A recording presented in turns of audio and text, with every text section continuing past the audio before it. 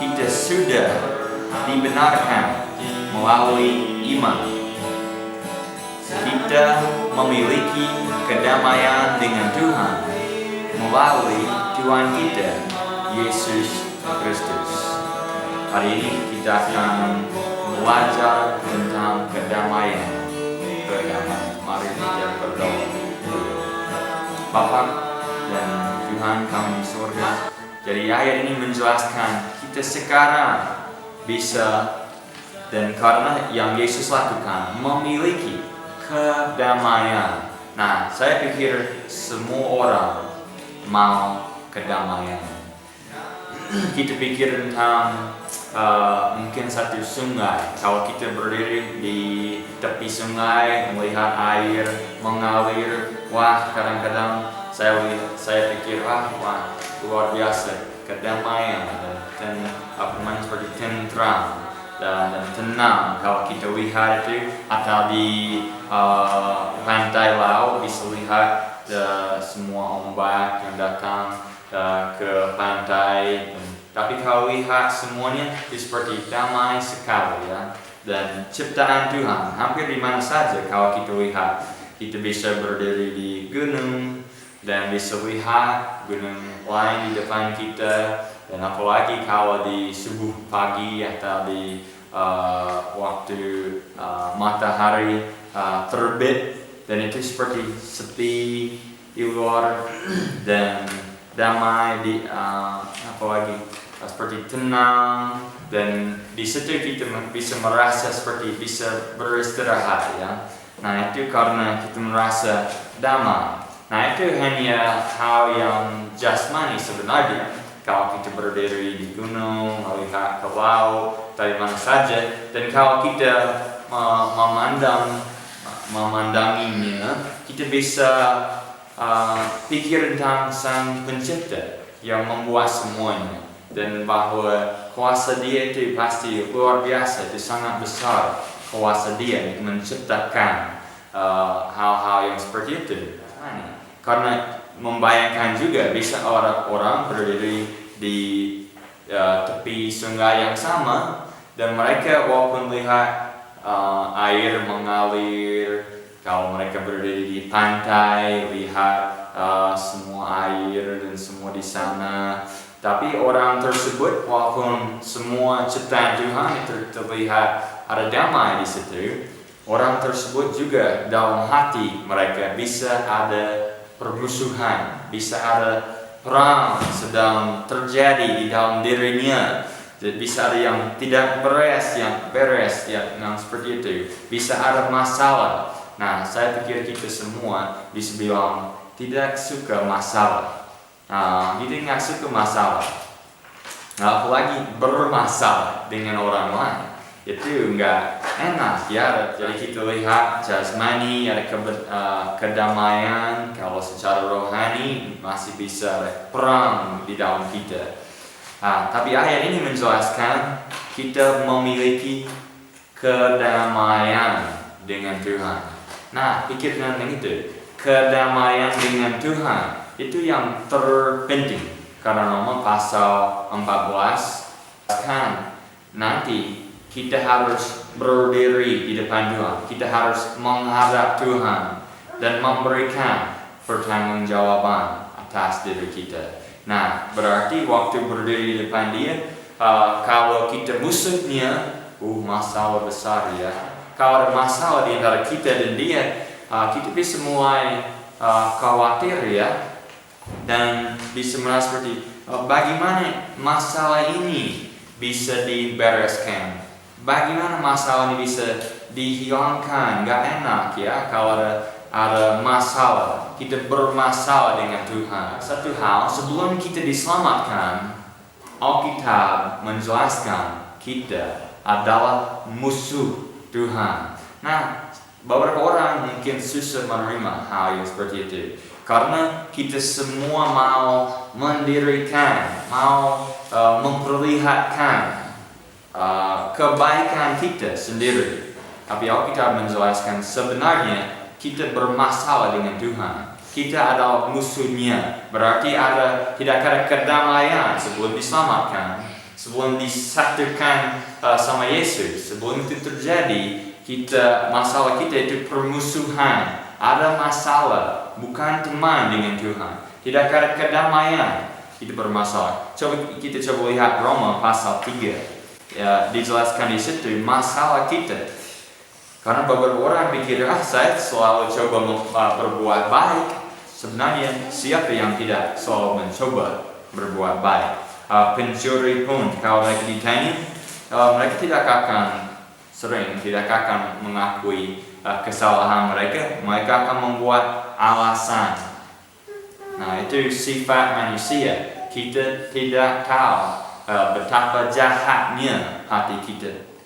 Sebagaimana tertulis, tidak ada orang yang suci, tidak satu pun. Nah, sudah menjelaskan firman Tuhan. Jadi bukan pandangan kita yang terpenting, tapi pandangan Tuhan. Waktu Tuhan lihat kita, apa yang dia lihat. Jadi masalah bukan di depan orang lain, tapi masalah kita dengan Tuhan.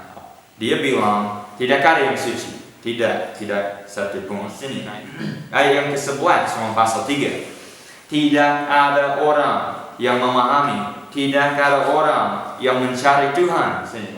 Yang ke-12, semua orang telah menyimpang. Mereka semua sudah menjadi tidak berguna. Tidak ada orang yang berbuat baik. Tidak satu pun. Nah, itu pandangan Tuhan. Tidak ada yang seperti dia. Tidak ada yang suci. Nah, yang lain menjelaskan kita karena semua itu kita bukan teman Tuhan. Yaitu sebelum diselamatkan, sebelum Yesus menyatukan kita, membuat kita teman dengan Tuhan. Kita bermasalah dengan Tuhan. Nah, itu sebenarnya setiap orang yang mau tahu kebenaran bisa merasakannya, yaitu namanya hati nurani dan Roh Kudus yang menjelaskan hal tersebut kepada kita. Nah, kalau kita respon ke yang dia jelaskan, nanti dia bisa menjelaskan kebenaran. Nah, itu Roma pasal 3. Roma pasal 4 menjelaskan dengan iman, atau karena iman dan karena yang Yesus lakukan, kita bisa diselamatkan. Coba lihat Roma pasal 4 ayat 25. Roma pasal 4 ayat 24. Ini dua ayat terakhir sebelum pasal 5 mulai ya. Roma pasal 4 ayat 24, melainkan atau tetapi demi kita juga, yang kepada hal itu kita diperhitungkan, kepadanya hal itu akan diperhitungkan kalau kita percaya kepada Dia yang telah membangkitkan Yesus Tuhan kita dari kematian. Ayat 25, yang diserahkan karena, nah ini tentang Yesus dari ayat 24, 25 di sini, yang diserahkan karena pelanggaran kita. Berarti kita yang berdosa seperti dijelaskan pasal 3 ya, ayat yang tadi. Di situ kita berdosa. Jadi Yesus diserahkan karena pelanggaran kita dan dibangkitkan supaya kita dibangkitkan lagi untuk pembenaran kita. Dia dibangkitkan supaya dia mati karena pelanggaran, dan dibangkitkan supaya kita bisa dibenarkan, dibuat hubungan kita bisa dibenarkan dengan Tuhan, bisa menjadi temannya. Semua bisa dibereskan, diselesaikan masalah. Nah, itu alasan di sini Roma pasal 5 ayat 1 mulai seperti ini. Sekali lagi. Oleh karena itu, oleh karena apa? Yang sudah dijelaskan, Yesus diserahkan karena pelanggaran kita dan dibangkitkan untuk pembenaran kita. Oleh karena itu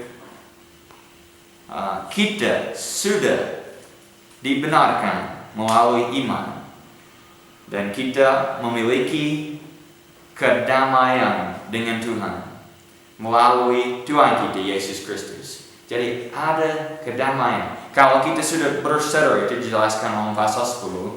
Kalau kita sudah diselamatkan yang pelajaran kemarin. Kalau kita sudah